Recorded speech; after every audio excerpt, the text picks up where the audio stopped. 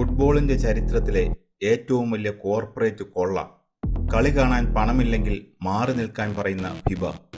ആഫ്രിക്കയിലെ മികച്ച റഫറിയെ ക്രിമിനലിനെ പോലെ എയർപോർട്ടിൽ തടയുന്നു. രാഷ്ട്രീയ വൈരാഗ്യം തീർക്കാൻ അമേരിക്ക ലോകകപ്പിനെ മാറ്റുമ്പോൾ ഫിബ അവരുടെ ചൊൽപ്പടിയിൽ. അമേരിക്കയുടെ പൊയ്മുഖം ലോകം തിരിച്ചറിയുന്നു. ഫുട്ബോൾ ആരാധകർ ഒന്നടങ്കം പറയുന്നു, അമേരിക്ക ഖത്തറിനെ കണ്ടുപഠിക്കട്ടെ.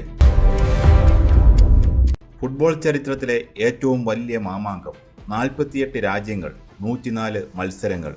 വടക്കേ അമേരിക്കയിലെ 3 വൻ രാജ്യങ്ങൾ. കണക്കുകൾ കേൾക്കുമ്പോൾ വലിയ ആവേശം തോന്നും.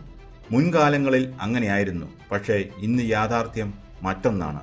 2026 ഫിബ ലോകകപ്പ് ഫുട്ബോൾ ചരിത്രത്തിലെ ഏറ്റവും വലിയ വിവാദ കേന്ദ്രമായി മാറിയിരിക്കുന്നു.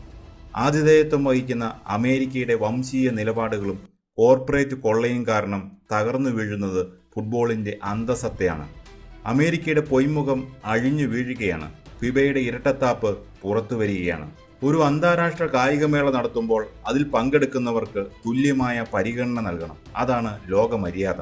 പക്ഷേ അമേരിക്കയിൽ നടക്കുന്നത് കടുത്ത വിവേചനമാണ്. വിവിധ രാജ്യങ്ങളിൽ നിന്നുള്ള, പ്രത്യേകിച്ച് ആഫ്രിക്കൻ രാജ്യങ്ങളായ സെനഗൽ, കാമറൂൺ തുടങ്ങിയ ടീമുകളിലെ കളിക്കാരോടും ഒഫീഷ്യലുകളോടും അമേരിക്കൻ വിമാനത്താവളങ്ങളിൽ കാടത്തം നിറഞ്ഞ സമീപനമാണ് സുരക്ഷാ ഉദ്യോഗസ്ഥർ കാട്ടുന്നത്. മണിക്കൂറുകളോളം നീളുന്ന പരിശോധനകൾ, അനാവശ്യമായ ചോദ്യം ചെയ്യലുകൾ.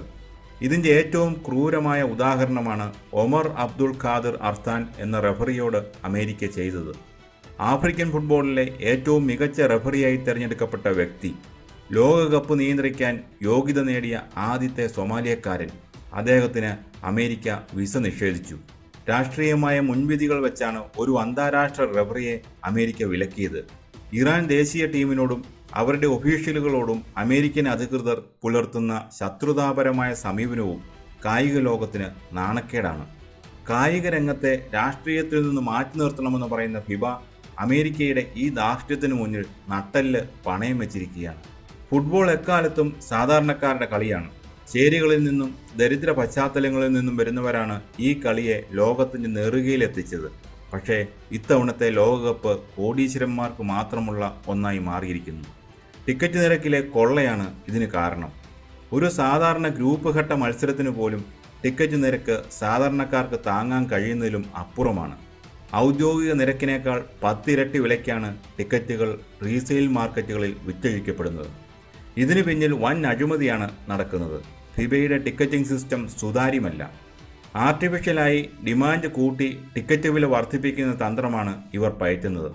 ഇതിനെതിരെ അമേരിക്കയിലെ ടെക്സസ് ഉൾപ്പെടെയുള്ള വിവിധ സ്റ്റേറ്റുകളിൽ ഫിബയ്ക്കെതിരെ കടുത്ത നിയമ നടപടികളും അന്വേഷണങ്ങളും ആരംഭിച്ചു കഴിഞ്ഞു. ടിക്കറ്റ് മാഫിയയുമായി ഫിബ ഉദ്യോഗസ്ഥർക്ക് ബന്ധമുണ്ടെന്ന ആരോപണമാണ് അന്വേഷണ ഏജൻസികൾ ഉന്നയിക്കുന്നത്.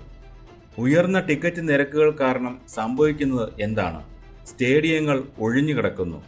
ലോകകപ്പ് മത്സരങ്ങൾ ഒഴിഞ്ഞ കസേരകളെ സാക്ഷി നിർത്തി നടത്തേണ്ടി വരുന്ന അവസ്ഥയിലാണ് സംഘാടകർ.